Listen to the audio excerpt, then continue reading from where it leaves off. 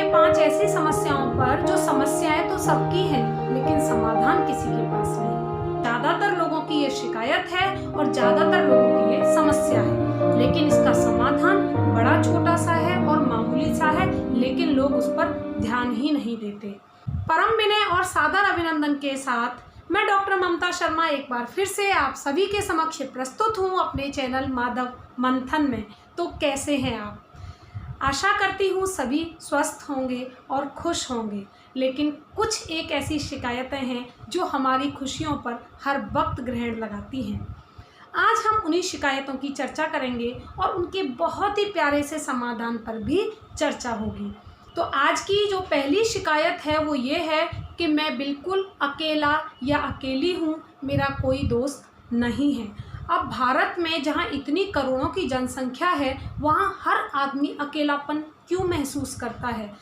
शिकायत नंबर 2, मैं सबके साथ बहुत अच्छा करता या करती हूँ, लेकिन मेरे साथ कभी कोई अच्छा नहीं करता। ये अक्सर आपने लोगों के मुंह से सुना होगा कि मैं सबके साथ बहुत करने की कोशिश करती हूँ या करता हूँ, लेकिन जब मेरी बारी आती है तो कोई भी मुझे उसका रिटर्न नहीं देता।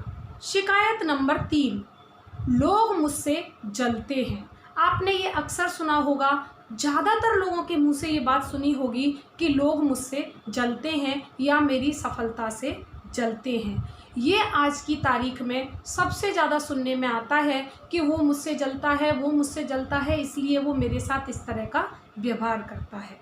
शिकायत नंबर 4, मैंने सभी रिश्तों को निभाने की, सभी रिश्तों के लिए पूरा समर्पण देने की भरपूर कोशिश की, लेकिन मेरे साथ किसी ने भी कुछ अच्छा नहीं किया, मेरे लिए किसी ने भी कुछ नहीं सोचा। ये शिकायत अक्सर हमें हमारे रिश्तों से रहती है। शिकायत नंबर 5, ना तो कोई मुझसे प्यार करता है और ना ही कोई मेरी केयर करता है। ये आपने अक्सर एक दूसरे के मुंह से सुना ही होगा। तो सुनी आपने ये 5 शिकायतें? इन 5 शिकायतों में आपने एक चीज़ क्या कॉमन देखी? अगर आपके पास वक्त हो तो कमेंट बॉक्स में लिखिए। इन 5 शिकायतों में एक चीज़ थी जो कॉमन थी। जी हाँ, इनमें एक बात है जो कॉमन है और वो है मैं। इन सारी बातों में हर बार मैं आता है, अर्थात कि मैं, मेरी खुशी, मेरी केयर, मेरा गिव एंड टेक।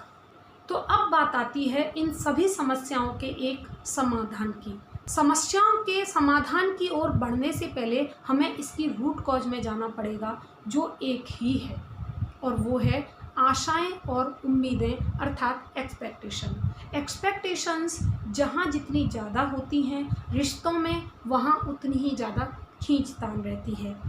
अगर इसके एक ही सरल समाधान की ओर आगे बढ़ना है, वो है कि एक्सपेक्टेशंस को हम अपनी लाइफ से डिलीट कर दें, क्योंकि जितनी एक्सपेक्टेशंस होती हैं, जितनी उम्मीदें होती हैं, जितनी आशाएं हम अपने रिश्तों से बांधते हैं, उतनी ही ज़्यादा खींचतान हमारे जीवन में चलती रहती है, उतनी ही ज़्यादा शिकायतें भी हमारे जीवन में चलती रहती हैं। क्योंकि एक्सपेक्टेशंस ज़्यादा होने की वजह से हमारे अंदर शिकायतें भी उतनी ही ज़्यादा बढ़ने लगती हैं।